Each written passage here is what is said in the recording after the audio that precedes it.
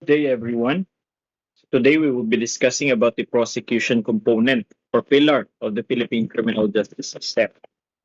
So first, let us have a short recall about the roles of the prosecution that we have already discussed.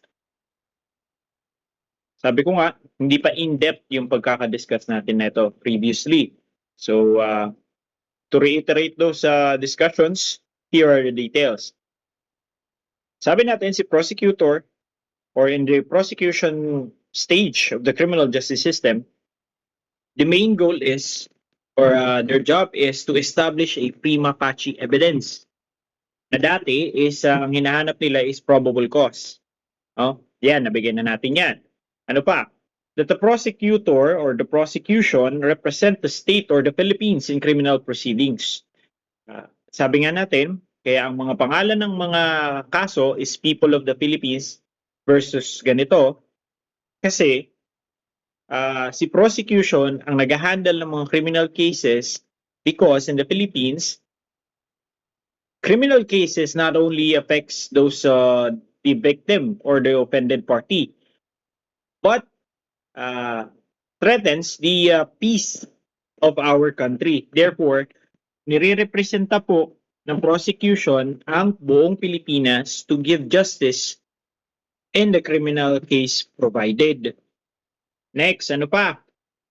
Si prosecutor din daw po ang nagpa-file ng complaint or information to proper courts. Okay? So pagdating sa complaint, mayroon pang ibang pwedeng pagpasahan pero automatic when it comes to information, when it comes to criminal cases, si prosecution po ang gumagawa niyan at nagpapasa niyan kay korte or the proper court kung kanino dapat. At isa pang trabaho ni prosecutor is to ensure the certainty of conviction. O kaya, ibig sabihin, sinisigurado po na mabibigyan ng katarungan o ng sintensya itong si perpetrator.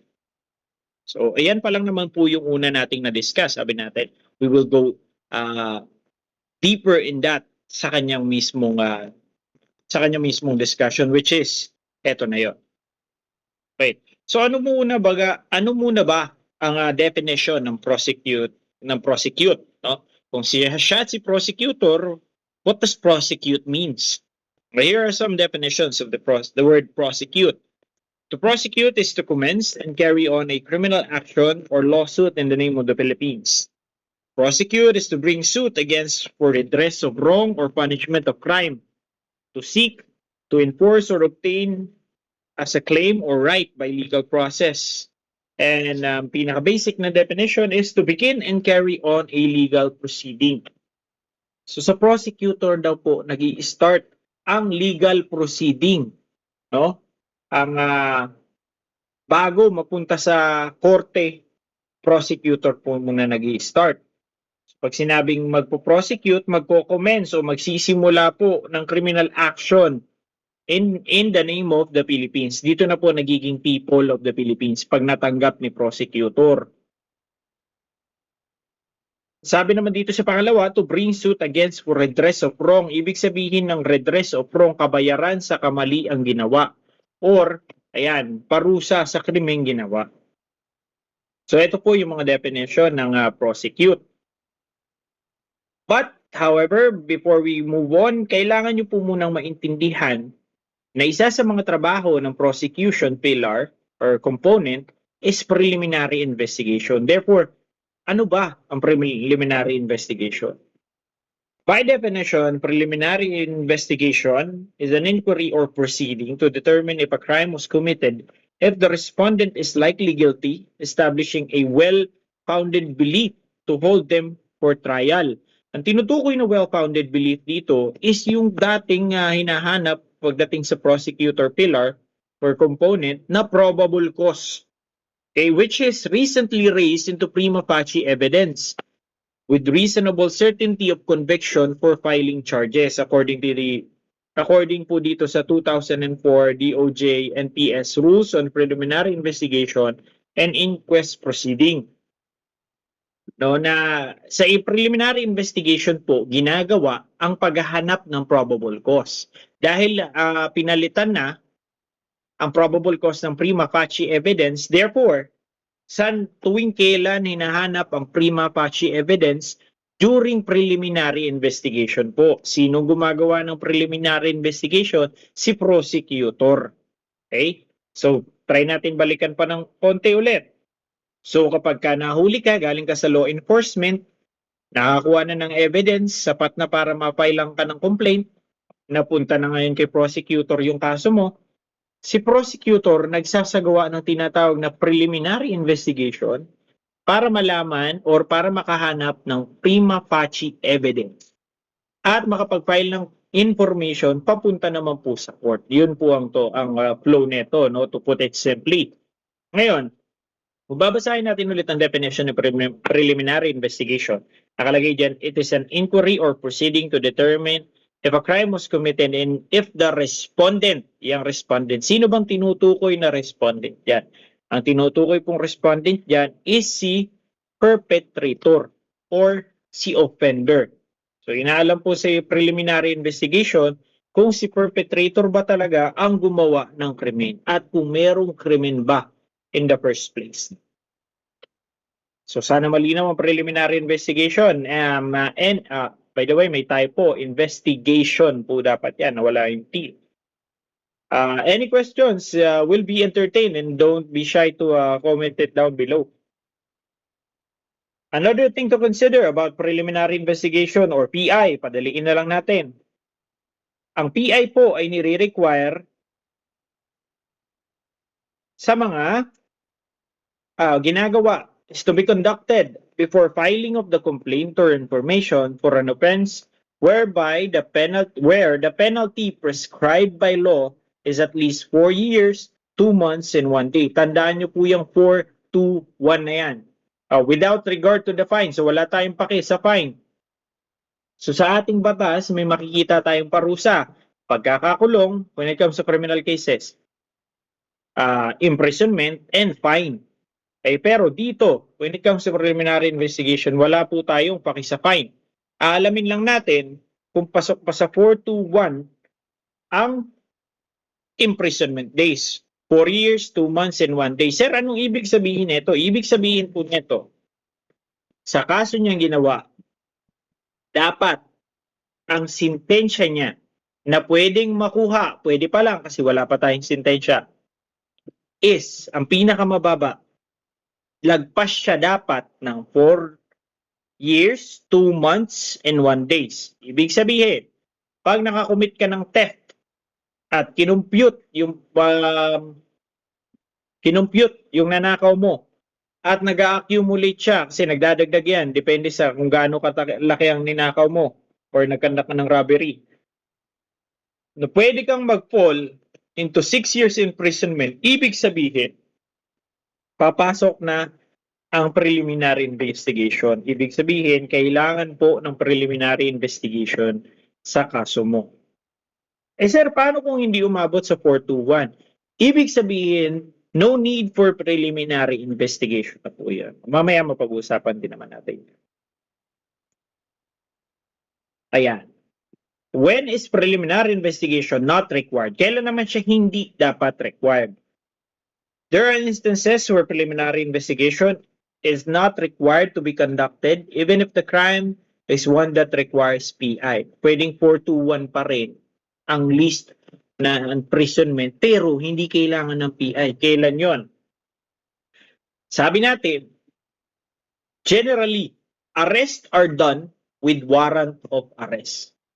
Pero there are circumstances na pwede tayong mang-aresto ng walang warrant. Ito yung mga circumstances ng warrantless arrest. At kapag ikaw po ay nahuli or hinuli by virtue of warrantless arrest or walang warrant na na caught in act ka dun sa mga circumstances ng warrantless arrest, hindi po preliminary investigation ang gagawin sa iyo or sa kaso mo rather. Okay? Uulitin ko, pag ikaw ay nahuli through warrantless arrest, hindi PI ang gagawin sa'yo. Ano yung gagawin sa'yo? Instead, inquest proceeding ang gagawin sa iyo. There's two sides with this role of the prosecutor. May inquest proceeding at may preliminary investigation. Tandaan nyo lamang po, pag may warrant, hinuli, PI. Pag warrantless arrest, nung nahuli ka, inquest. Yun lang po pinakamadaling way to remember this. So ano naman yung inquest proceeding? Inquest proceeding is defined as an informal and summary investigation conducted by a public prosecutor or inquest prosecutor in criminal cases involving persons arrested and detained without the benefit of the warrant of arrest. E tandaan nyo po yung word na yan, yung informal and summary investigation. Okay? So si public prosecutor pa rin na ginagawa, or rather a much more specific designation is the inquest prosecutor. Informal daw po itong proceeding na to at summary investigation. Okay? Ibig sabihin, mas mabilisan kesa sa PI. Mas mabilisan si inquest proceeding. Okay? Pero tatandaan natin, papasok rin lang naman po sa inquest kapag ka warrantless arrest. At dapat mag-fall pa rin po doon sa 421. 4 years, 2 months, and 1 day. The inquest must be completed within the time limits prescribed by under Article 125 of the Revised Penal Code, 12, 18, or 36 hours depending on the gravity of the offense, to avoid charges of illegal detention against the arresting officer. Okay, sa Article 125 daw po, nahuli si perpetrator, si offender, warrantless arrest. Ngayon, pabalikan pa rin natin yung light offenses, less grave, and grave felonies or offenses. So, depende dun sa tatlo. Kapag light, 12. Kapag less grave, 18. Kapag grave, 36. Ibig sabihin, kapag meron kang nilabag o may ginawa kang krimen, 12 light felonies sa papasok, nahuli ka ng walang warrant, inquest proceeding ang gagawin sa'yo. Light felonies yun. So, meron lamang po ang arresting officer at si inquest prosecutor ng 12 hours para matapos si inquest proceeding. Pagkatapos ng 12 hours at nakakulong ka pa rin, pwede na pong kasuhan si arresting officer ng illegal detention or arbitrary detention depending on the case. Okay? So, eto po yung purpose neto ni inquest proceeding.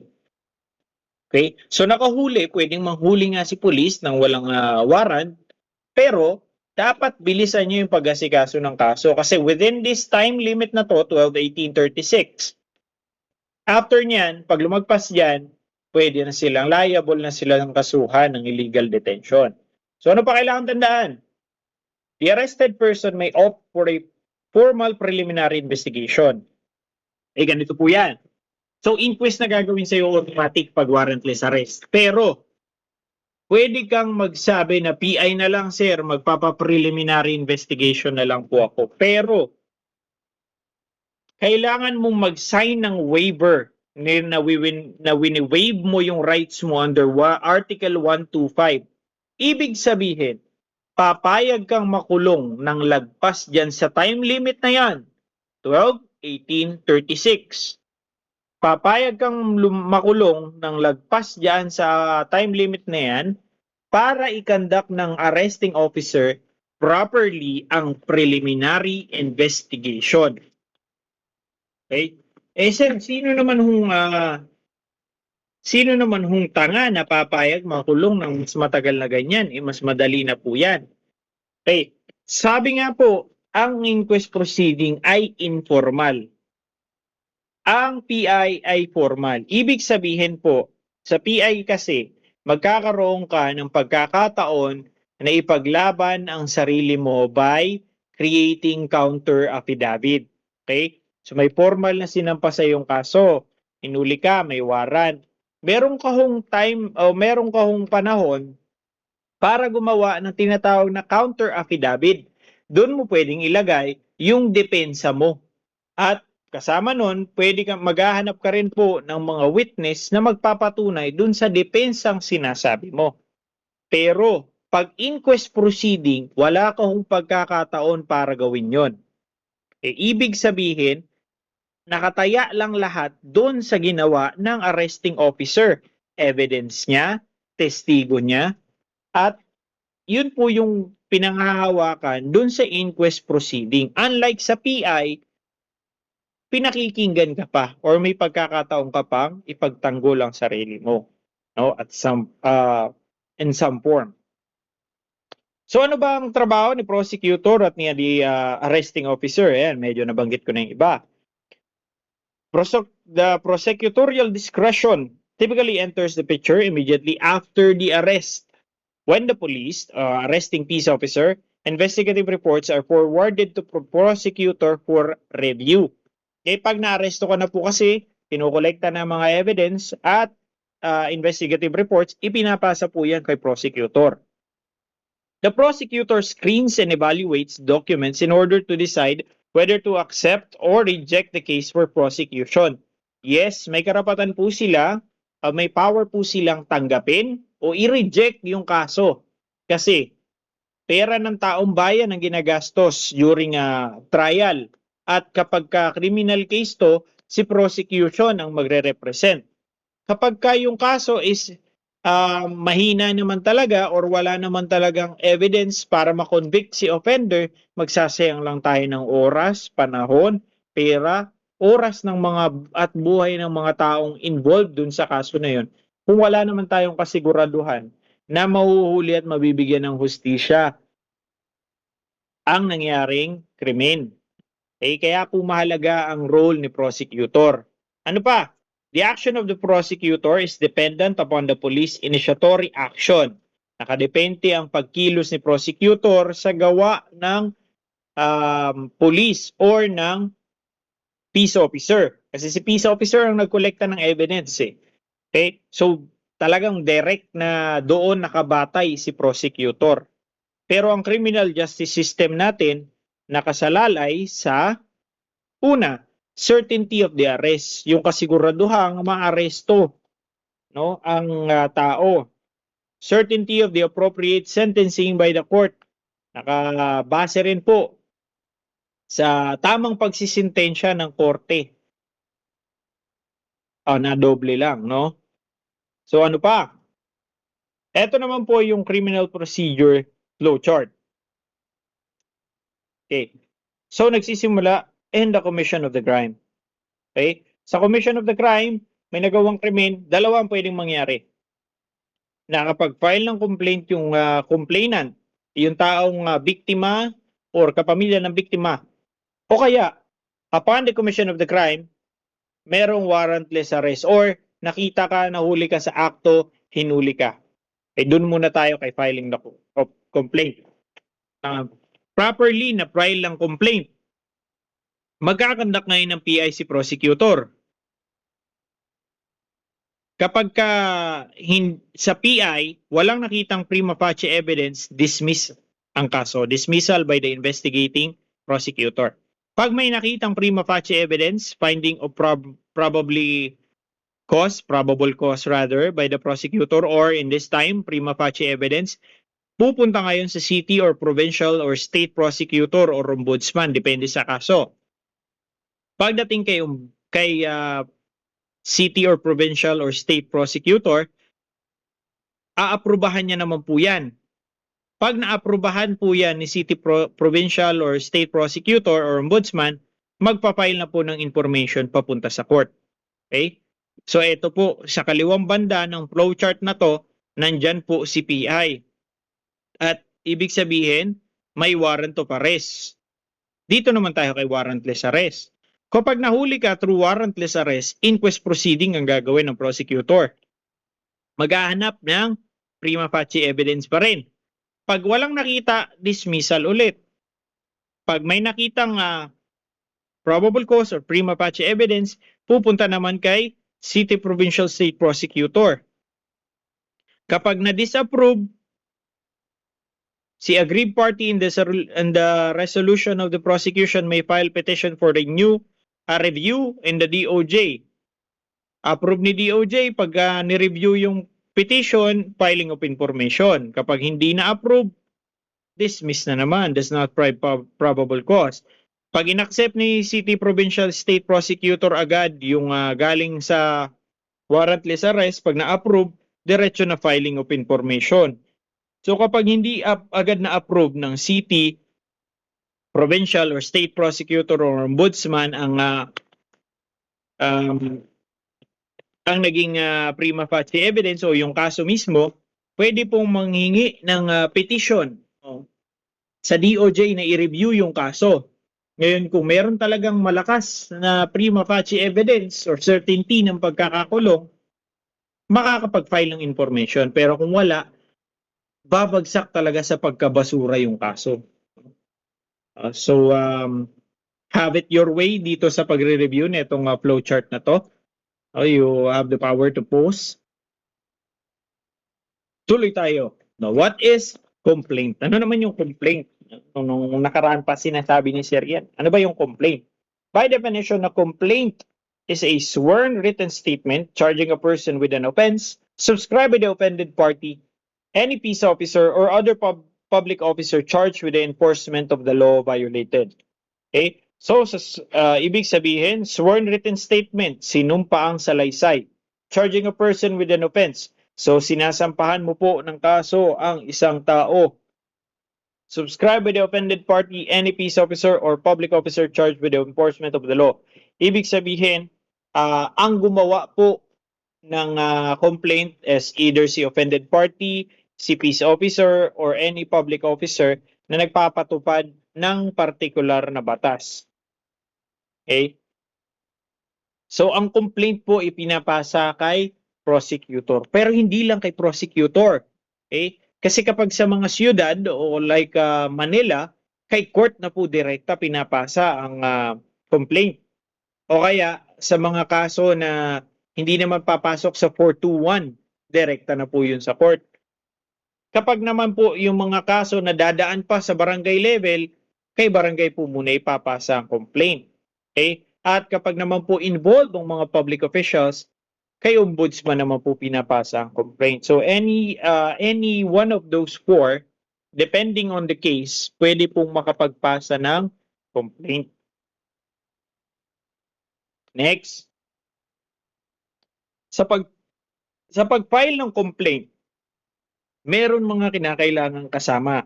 Kasama na po dito, complaint shall be filed before the investigating officer. This complaint shall be accompanied by affidavits of his witnesses, affidavits of the complaint, or the complainant rather, yung mismo nagrereklamo, yung mga witness niya, at yung iba pang supporting evidence like mga images, depende sa kaso syempre kung ano ang kailangan.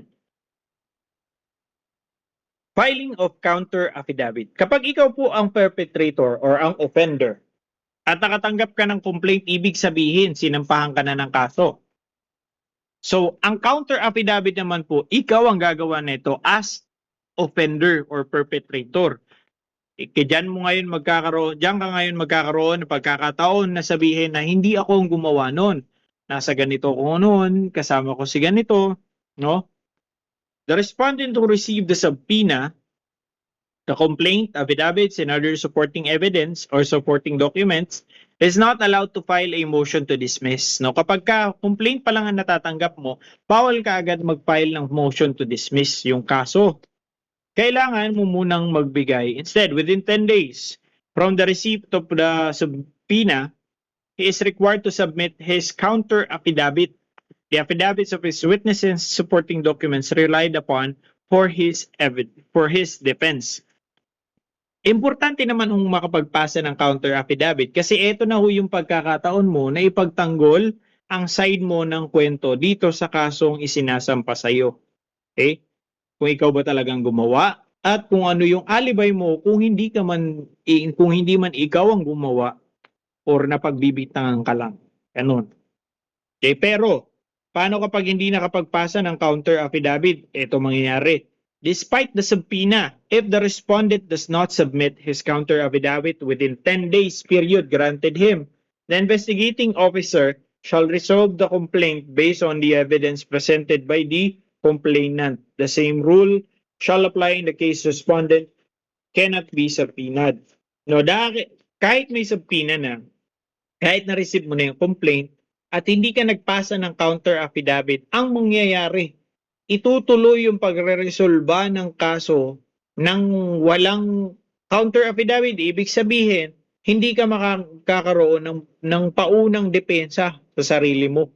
No? Sa trial ka na magkakaroon. Itutuloy yan kasi ang evidence lang na meron is yung dun sa complainant, di itutuloy yan. Na yun lang ang gamit. Evidence from the complainant. Ngayon, balikan lang muna natin. May counter affidavit at may complaint. Kailan nangyayari itong dalawang to? Balikan natin.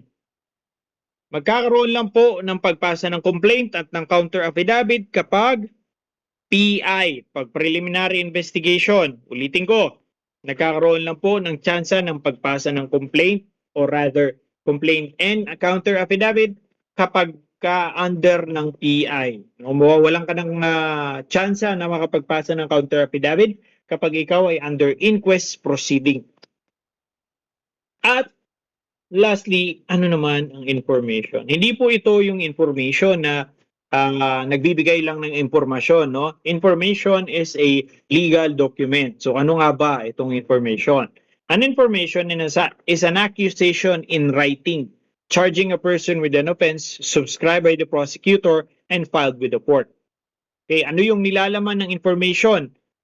Pang-aakusa or kinakasuhan ka na po, no? Nakasulat po yan, written, ibig sabihin na ikaw ay lumalabag ng isang partikular na offense.